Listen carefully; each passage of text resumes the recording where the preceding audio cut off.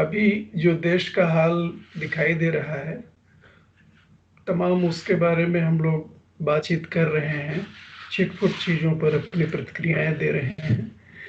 लेकिन समय आ गया है कि हम उसके बारे में कुछ लंबे स्तर की भी बात करें, खासकर स्वास्थ्य नीति के स्तर पर।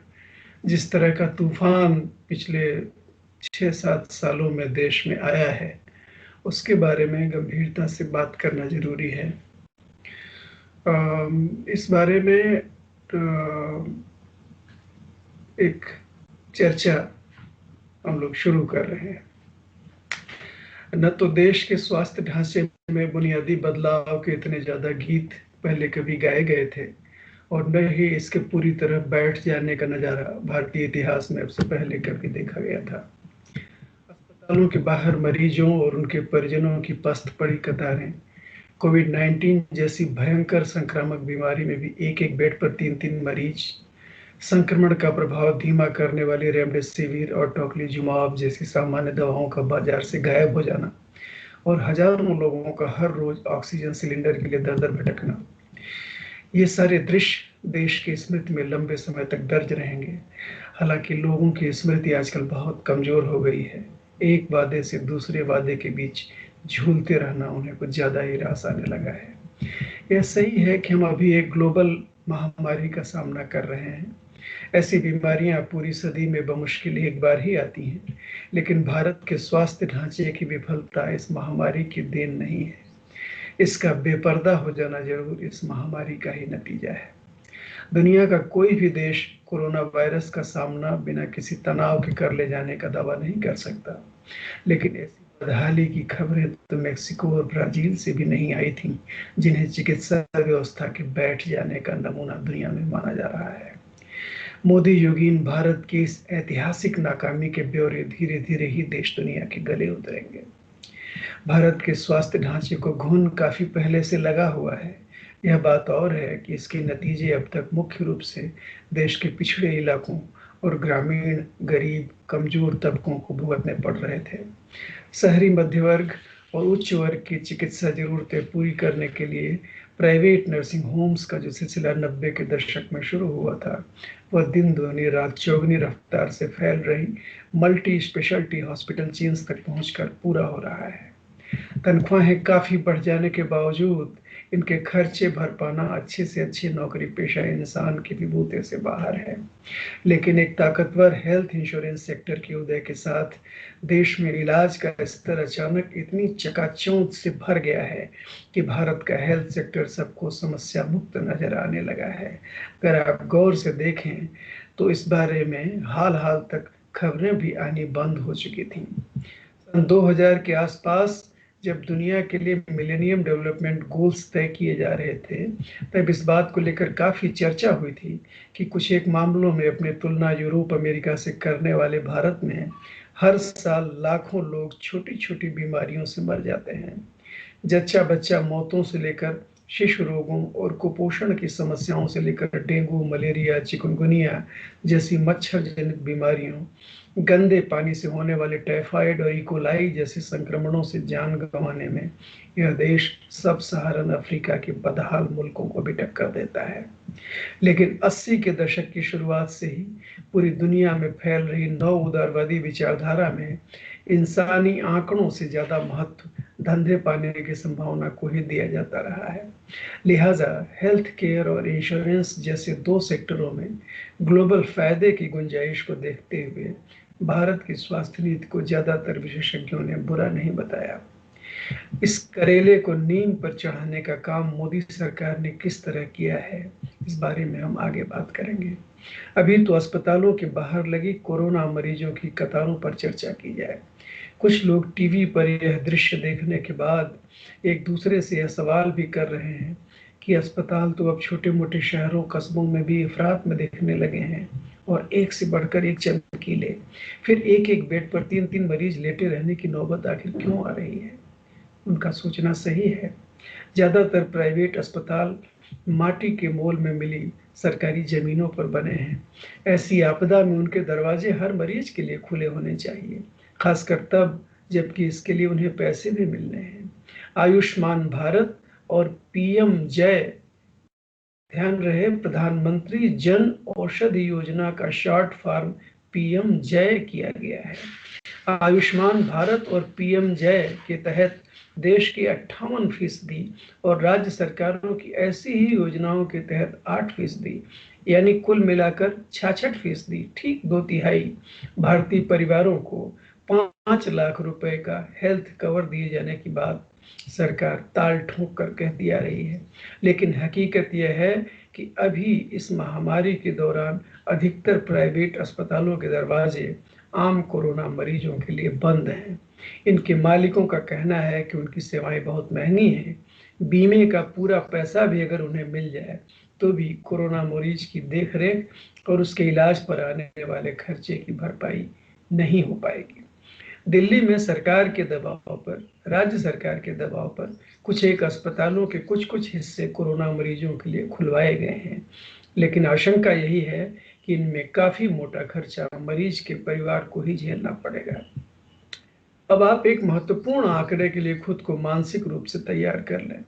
देश में मौजूद कुल अस्पतालों में से 58% फिलहाल निजी हाथों में हैं और भारत के 81%, गौर से सुने, 81%, 81% डॉक्टर इन्हीं निजी अस्पतालों में काम करते हैं। ऐसे में एक बीमार इंसान के पास आखिर चारा ही क्या बचता है। कोई टोक सकता है कि भाई साहब फीसदी की बात क्यों करते हैं, 42% ही सही, लेकिन सरकारी अस्पतालों में मौजूद बेड्स की संख्या भी पूरे 7 लाख है, जो जरूरत के हिसाब से इतनी कम भी नहीं है। आगे की आगे देखी जाएगी, लेकिन एक्टिव कोरोना मरीज अगर 25 लाख दर्ज होते हैं, फिलहाल ये करीब 22 लाख हैं, तो भी यानी 25 लाख हो जाने पर भी हॉस्पिटलाइजेशन की नौबत इनमें 10% यानी 2.5 लाख के ही सामने आनी है। तो अगर 7 लाख बेड सरकारी अस्पतालों में है तो फिर इतना पैनिक क्यों मचा हुआ है। बात बिल्कुल सही है, हम व्यवहार की बात छोड़ देते हैं, पैनिक क्यों मचा हुआ है, हम शुद्ध सिद्धांत की बात करते हैं, गणित की बात करते हैं, और गणित में कोई पैनिक नहीं होना चाहिए। हमारी सरकारी अस्पताल ही अगर ढंग से काम कर रहे होते तो यह महामारी हम उसी तरह आराम से झेल ले जाते जैसे 2008-9 की मंदी को इज्जत के साथ झेल ले गए थे। समस्या यह है कि इन सरकारी अस्पतालों में 10% भी दशकों से फंक्शनल नहीं है। हम कुछ महानगरों और बड़े शहरों के गिने चुने प्रतिष्ठित सरकारी अस्पतालों के नाम जानते हैं, जैसे एम्स हम जानते हैं, जैसे हम राम मनोहर लोहिया जानते हैं, जैसे हम संजय गांधी पीजीआई जानते हैं। ऐसे कुछ अस्पतालों के नाम हम जानते हैं और हमको लगता है कि सरकारी अस्पताल भी इज्जतदार हालत में है। लेकिन महानगरों से आप हट के छोटे मझोले शहरों की तरफ बढ़े तो आपको दिखेगा कि जैसे ही आप कैंपस में घुसेंगे वहां कोई गाय या कोई सांड जुगाली करता हुआ नजर आएगा, बेड पर आपको कुत्ते लड़ते हुए दिखाई दे सकते हैं। सरकार बहुत पहले से कह चुकी है कि अस्पताल चलाना उसका काम नहीं है, ऐसे में जो उपलब्ध है सो यही है। मोदी सरकार ने इस गिरावट में अपनी तरफ से यह योगदान किया कि स्वास्थ्य को, बजट को, जो हेल्थ बजट के नाम से जो हेड आता था, उसको पूरा का पूरा उसने हेल्थ इंश्योरेंस बजट में, स्वास्थ्य बीमा बजट में बदल दिया। बीमारी से गरीबों को बहुत नुकसान होता है। प्रधानमंत्री ने यह ब्रह्म वाक्य 2015 में बोला था और वहां से जो प्रक्रिया शुरू हुई वह सन 2018 में आयुष्मान भारत मिशन तक पहुंची। सरकार का कहना है कि बहुत सारे गरीबों ने आयुष्मान भारत मिशन के तहत हॉस्पिटलाइजेशन का लाभ उठाया है। कितने ने उठाया है इसका ठोस आंकड़ा आना अभी बाकी है, लेकिन इसका दूसरा पहलू यह है कि उत्तराखंड जैसे छोटे राज्य से भी 800 घपलों की जानकारी सार्वजनिक हो चुकी है, जिनमें बिना किडनी स्पेशलिटी वाले किसी अस्पताल ने रेगुलर डायलिसिस के नाम पर काफी मोटा पैसा बीमा कंपनी से वसूल किया और किसी और ने बिना कैंसर विभाग खोले कई मरीजों का 2-2 साल तक कैंसर केयर कर डाला। मरीज के हिस्से में जाने के बजाय चीजें ये अस्पताल और बीमा कंपनी के बीच में तय हो रही हैं कि उनको कितना माल उससे मिलना है, मरीज का लाभ क्या है, इस बारे में डेटा सामने लाना सरकार का काम है। जाहिर है इस क्रम में सरकारी अस्पतालों का जो बजट है उनके स्टेशनरी वेज बिल तक सिमट गया है, यानी अगर कोई भी नई भर्ती ना की जाए तो जितनी तनख्वाह का उनका बजट डॉक्टर से लेकर नर्स तक आता है, उतना ही बजट उनके खाते में आता है। जबकि आप जानते हैं कि अस्पताल बेसिकली एक इंफ्रास्ट्रक्चर है, उसमें जो सर्विस देने वाला जो क्लास है उसका उसका बजट तो एक छोटा हिस्सा ही हो सकता है।